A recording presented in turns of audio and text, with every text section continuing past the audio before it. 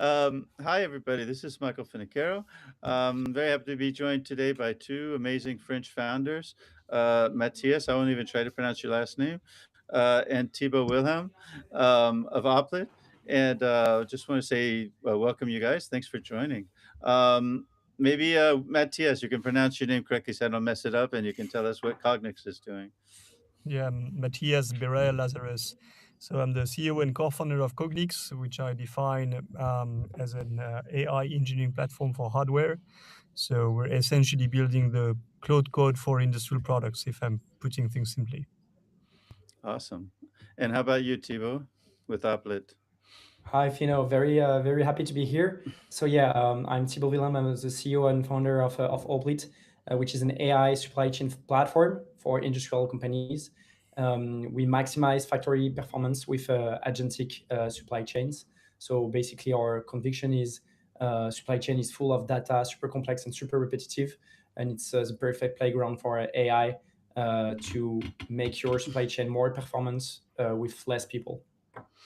I was just talking to one of the big four today about that specific subject, so we'll have plenty to say about that later. I wanted to ask you guys. I always start this podcast with a question. November 2022, the world changes with this crazy open AI thing, ChatGPT. Some people are skeptical. Some people are a bit bullish on it. What about you guys? Were you guys like super? This is going to change everything. You were like, whoa, the pink elephants when I ask for something that's really not what I want. How did you guys live that moment? Well, I'll start if you want one. For me, it was definitely a defining moment of my entrepreneurial life. So I thought, all right, this is going to be extremely big. I could sense this from the very beginning because I saw tech people around me who were extremely enthusiastic. But the real aha moment came, I think, a year later when we started seeing the first use cases in assisted coding. Mhm. So N23, early 24. So that was the early days of Copilot helping you complete your code essentially. And I thought, well, that sounds like a really powerful use case, and it seems that software engineering is greatly accelerating. And that was the what actually inspired a vision for Cognyx. So we thought, well, if that works for software engineering, well, why wouldn't it work in some way for hardware engineering? Very So cool. let's start building in that direction. So that's what happened for me 2 to 3 years ago. And how about you, 100% Thibaut? align with you, Matthias. The haha moment clearly was, the happening of Cursor and Novable, Mm. a couple of years ago. Now where we were like, okay, so it can really replace some people. It can really make some real work, right? And that's when we were like, okay, we are maybe going to go from a tool for supply chain professionals to AI agents that will replace some part of the job. And when since you guys also just talked about code, so how did it change the way you thought about code and the way you manage your developers, right? Because you're no longer managing just people; you're managing agents and coding agents and so forth. So how did that change the way, as a manager, a founder, how did that change the way you manage a development organization? Um, for us, I mean, we've witnessed a dramatic increase in productivity as everyone else. So I think my rough estimate is that we ship probably 3 to 5x faster in code. Um, so that's of course a dramatic increase.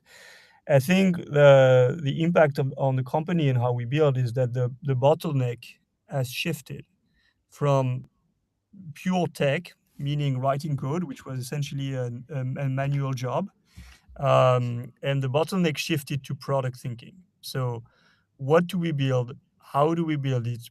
Is it even a good idea to build it in the first place? Because once you have the power to build pretty much everything in a matter of minutes or hours, then you can pretty much get carried away quite quick and build a product that makes no sense from a business standpoint. So you need to be very careful. Especially when Claude says that's a great idea every single Exactly, time.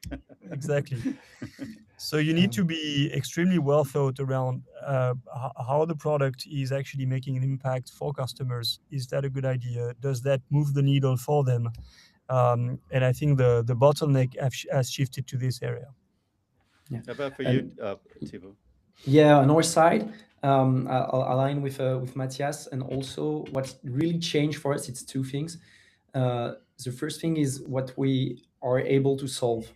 So now, in terms of supply chain and scheduling, it's tough mathematical problems that you need to solve. And in 2022, we're able to make, with operational research, we were able to solve simple problems, I'll say. And now we can solve 10x more difficult problems, and we can optimize what we could not optimize before. And so, yeah, the bottleneck changed to understanding the complexity of the problem we're trying to solve, and then delivering it is now quite easy. And we can deliver in 2 months what we could deliver in 2 years, a couple of years ago. So that's a dramatic change. And internally also, so of course your velocity increases, so developer go faster and so on. And I think what we're still working on, everybody in the tech scene is working on, is what is the right organization, right? So who are the good developers? Should I have only one very senior guy handling 25 agents, or can we still have some juniors? What about product designers and product managers? Should we have still two categories, or should we have only one job that does both product design and product management? So we've done already some organizational changes in our team, but it's a working process, and I think yeah, it's a fun thing to see evolve every day. So, in terms of the implication of AI into the way you guys are building Oplit and Cognyx, is it something? I mean, there was the original thing we already discussed, where people doing copilots. Where Matthias, you talked about how at the beginning people were doing copilots, and then I think AI has seeped all the way through the stack, down to even some vendors writing foundational models. I think Thibaut, you were talking about having 2 of those. So, how is AI actually integrated into Oplit and Cognyx, respectively? So yeah, in our case, we use both kind of AI. So as Thibaut outlined, we solve some tough mathematical problems. Some of them are not solved with statistical AI. So you need good old school symbolic AI to solve some of these things. So optimization under constraints and so on. So we use both. And I would say I'm less interested in the technology than the outcome. So the outcome is shortening the time to market, how fast you're able to design product, and how fast you're able to optimize bills of materials, cost, design under constraints. And in order to do this, you need to bake AI into certain areas of the product. So in our case, it's a lot about how do we extract knowledge from engineers, and how do we turn this into code or structures that the machine can understand and leverage.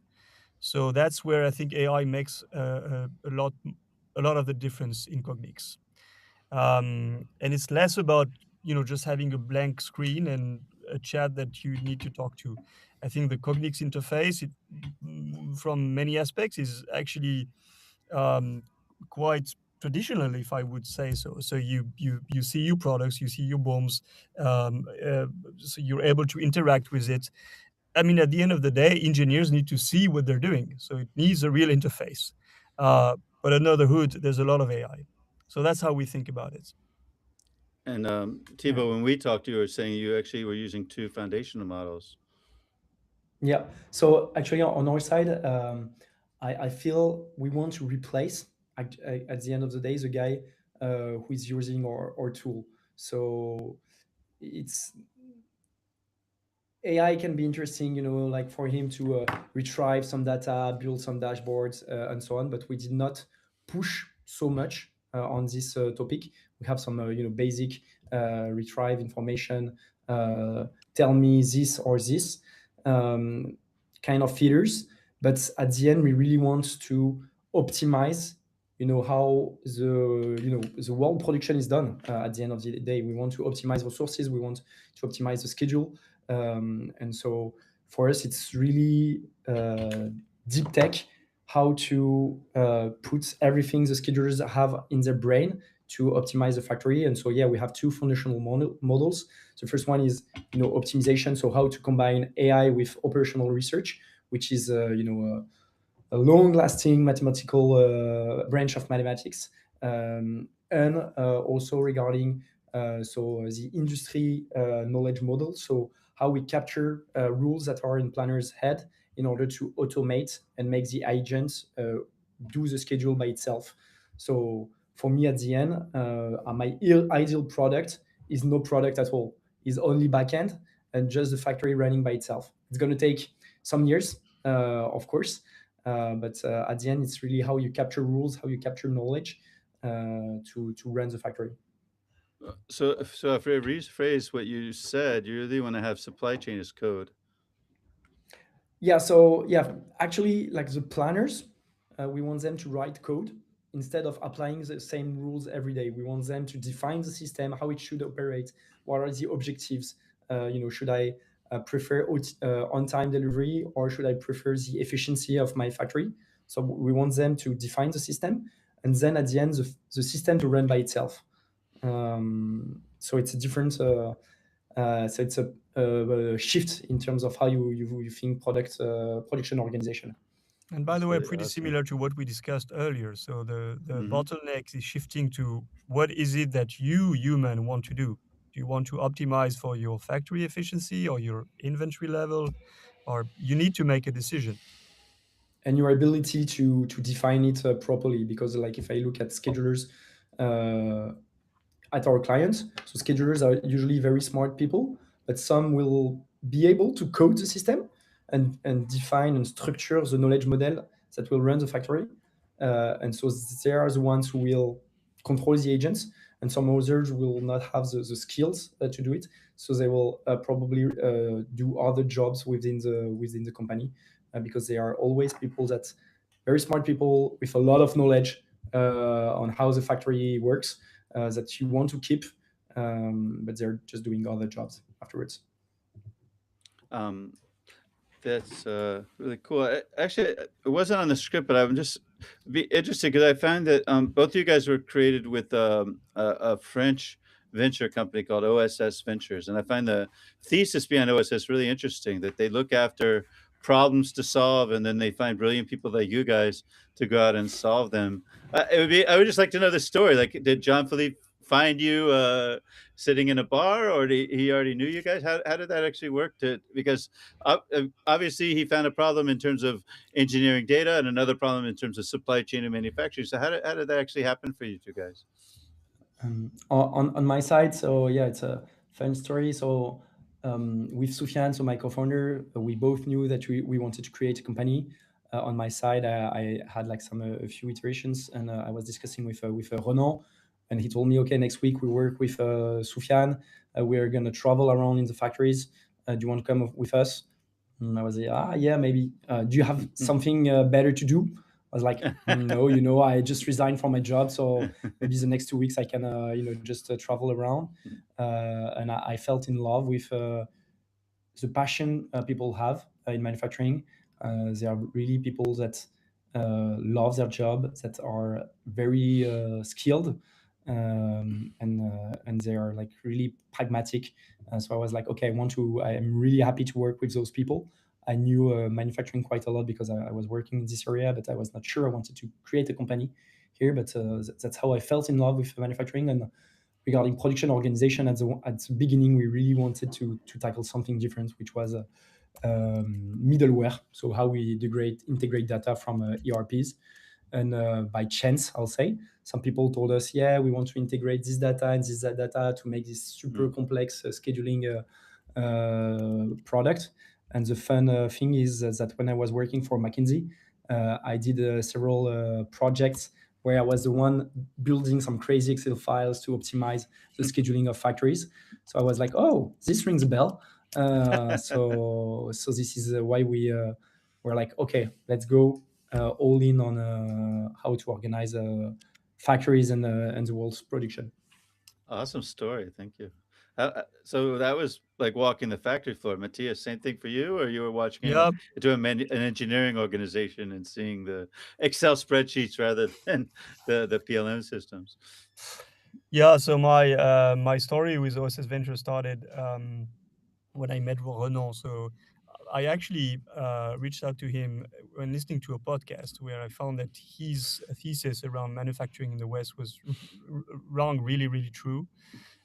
He was already on a mission to, help the West rebuild an industrial capacity, and I thought this was extremely important for uh, France and the West and the US in particular. So I think the mission rang really true to me.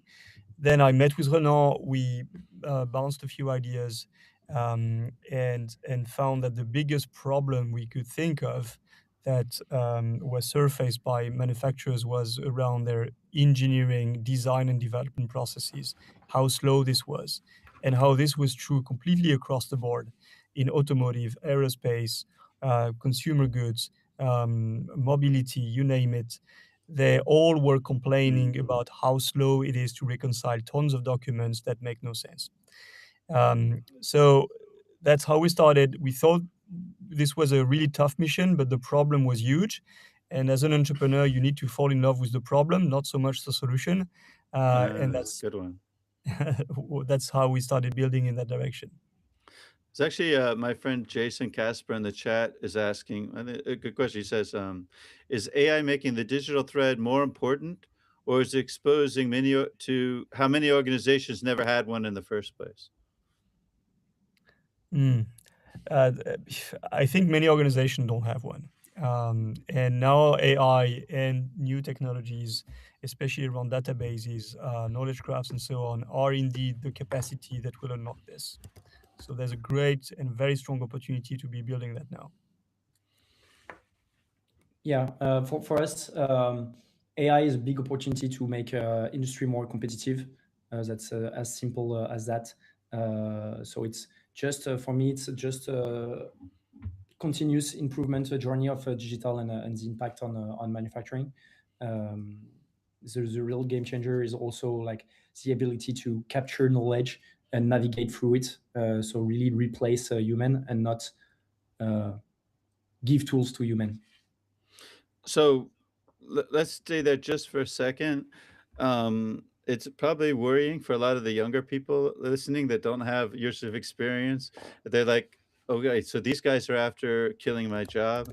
So what kinds of things should the younger generation, because the demographics that people watch my podcast, there's about 23 to 32%, depending on the podcast, of entry level people, or maybe some of them are actually, just graduating or grad school, and they must feel a little scared when you say, well, our job is basically to eliminate your job.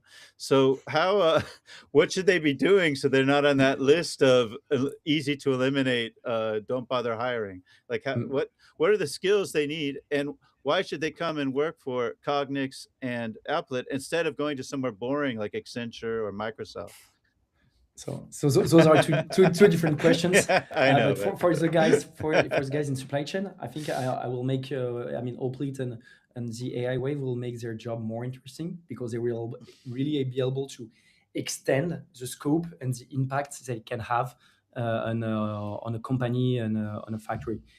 Before Oplit, the guys were just saying like, okay, after apple pie, should I do strawberry pie and then banana pie and so on? So every day the same questions and so on. No, they can really control the factory and say, okay, how do I increase the throughput of my factory? How do I deliver on time my clients? So you really are focused on the output rather than really doing some constraints every day. So in a sense, the job is like really like 10 times more interesting.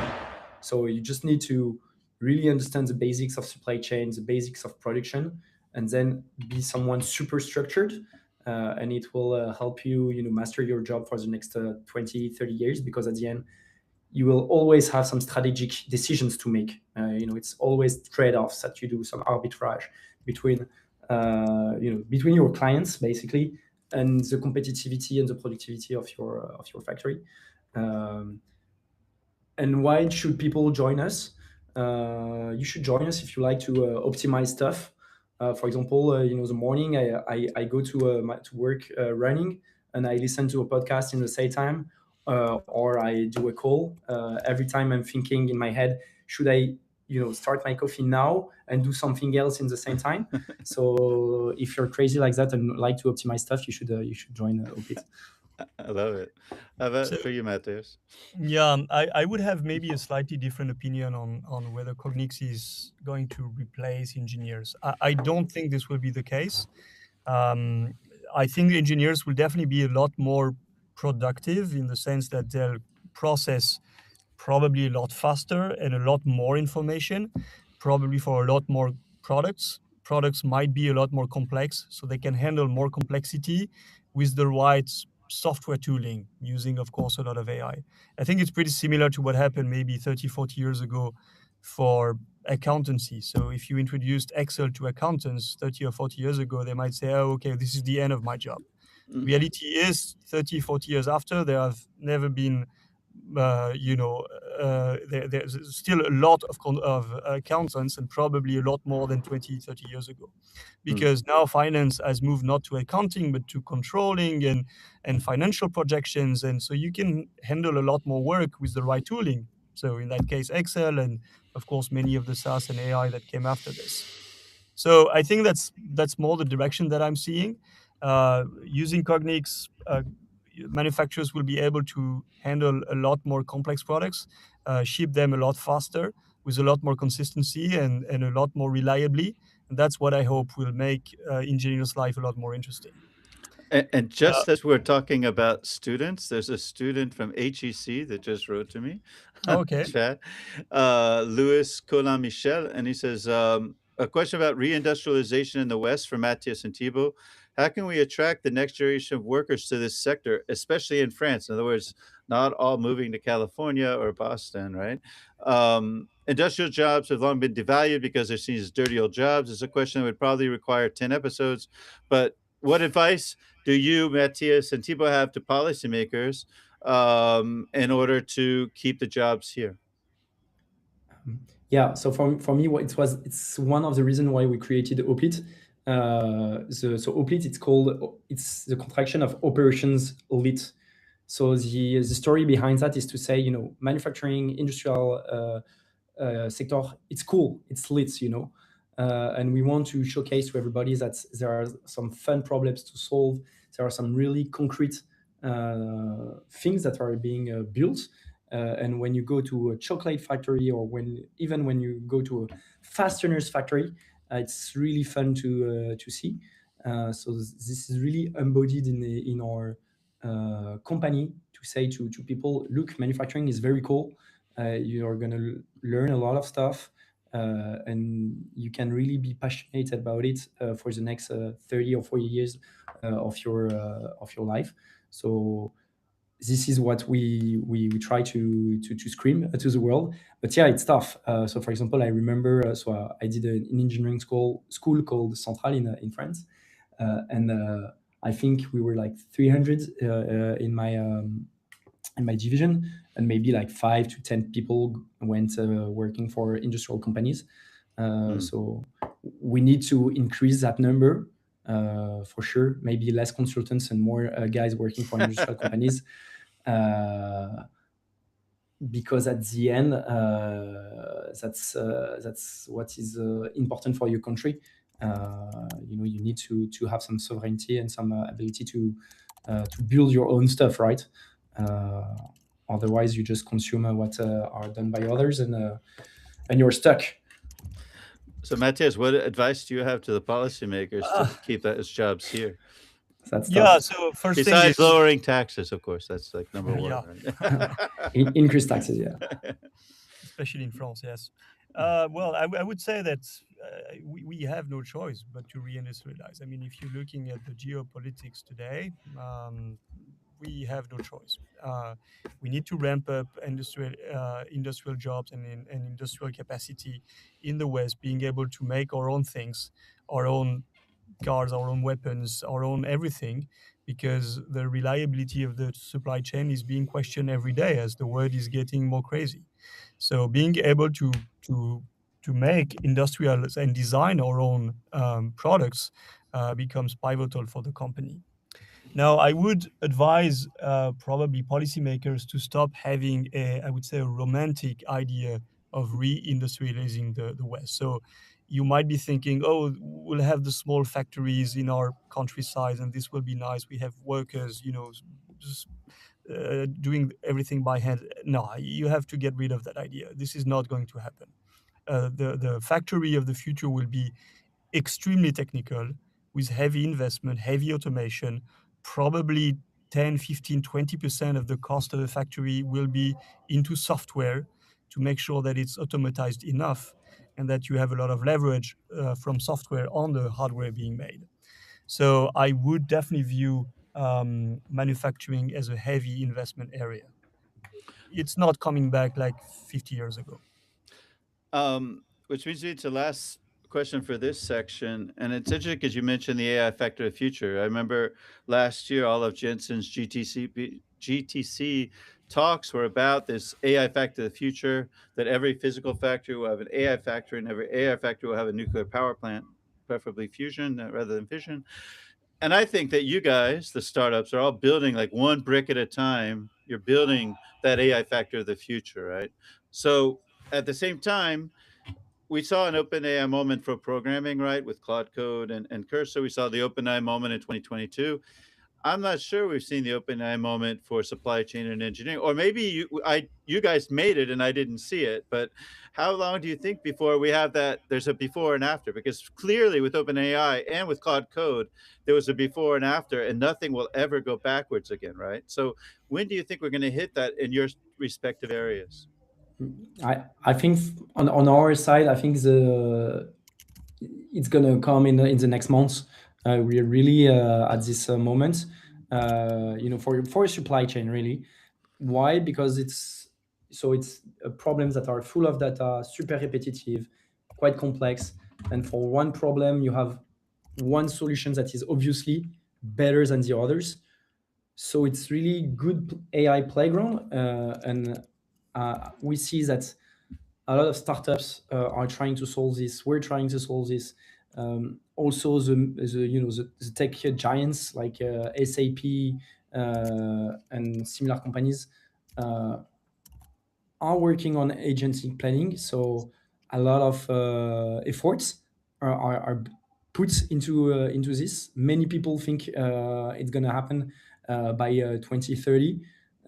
So yeah, this is 100% sure that by 2030 nobody is gonna plan using an Excel file in advanced factories. So For I'll me, take you as a bullish, very, very bullish. Okay. And Matthias, yeah, as bullish in terms of engineering or less so? Exactly, super bullish. I mean, I think what you're seeing is that AI has not been productized yet for the engineering use case. So we are, of course, building very aggressively in that direction. And the question is, how soon can we actually have the whole experience working? But in order to do like I said, the cloud code for industrial products, you need a lot of framework before you can do this. So you need, of course, for all engineers to work on a single source of truth, which is not the case today because they're working in different documents. You need engineering to be composable, so they need to build from existing modules so that humans and AI can understand what they're doing. You need knowledge to be executable, so it needs to be understandable by, again, a human and a machine. And once you've done this, then you're able to do full agentic engineering. But you need to have a lot of scaffolding before you're able to actually deliver that experience similar to cloud code. I was about to say, I think that the bottleneck is the fact that in both supply chain and engineering manufacturing, we're extremely deterministic. I mean, obsessively deterministic, and LLMs are unfortunately obsessively probabilistic. Probabilistic. And so that's the rub, right? Is how close can we get to determinism with the guardrails, with all that kind of stuff. So I wanted to finish because I know Thibaut particularly has a deadline. Um, I like to talk at the end about digital maturity in general. So you know, we've been talking about Excel a lot on this call, and that's sort of the basis of my question. Where I think about when you when you go to your customers, when you go to the customers of Cognyx and the customers of Oplit, I think of digital maturity sort of on a spectrum from 1 to 5. Like 1, they're still using Teams to communicate, and they're still using Excel for almost everything else. Okay, they bought Windchill, it's 3x, but actually nobody uses it because, well, Excel. And then on the 5, you know, you're in fully agentic, adaptive, autonomous digital twins, and basically nobody's at 5, right? I mean, there might be one division of SpaceX that might be there, but it's pretty much la la land. It's still. So, what is your perception when you meet the customers? I bet because I can't ask a customer that. A customer's going to say, "Hey, I can't say that. I'm going to look like an idiot." You guys, without naming the customer, can say, "Well, I feel that they're closer to 1, closer to." What is your impression of where they sit on that spectrum I in think there's a general? lot of heterogeneity. So I'm saying something that is very obvious, but clearly some companies are at 2 and some companies are at 4. Four, Or really? yeah, Okay. I mean, if we want to say, for me, 4 is I have structured all my data. My data makes proper sense. I I have a can CDO. exchange I have it. a data organization with a CDO on top. Okay. Yeah, and I can extract and use any data and share it, right? And I'm starting to play with AI agents that have value, right? So that will be 4 for me. And we see some companies that are able to make it happen. Usually, it's more like big companies that a few years ago, like took a bet and said, okay, I'm gonna have a proper data lake, whether it's a data lake or it's structured within my ERP, but I will have this one single source of truth, and I will have internal people that will be developers that will help some suppliers. I'm going to have a lot of tech suppliers, and so those some companies took this bet. Now I think they're quite advanced, and some companies, it's a complete mess. But to work with us, it's easier, and you will capture way more gains if you start from 3 or 4 rather than if you start from a 1 or 2. So we have some other products in the company for, like if you have a lower digital maturity and you just want to execute easy stuff. But if you really want to have AI agents and AI brains that, like schedules your factory, that pilots your factory, you need some proper structure to capture those gains. And you need the data and you need the knowledge, the tech knowledge and the supply chain and industrial knowledge.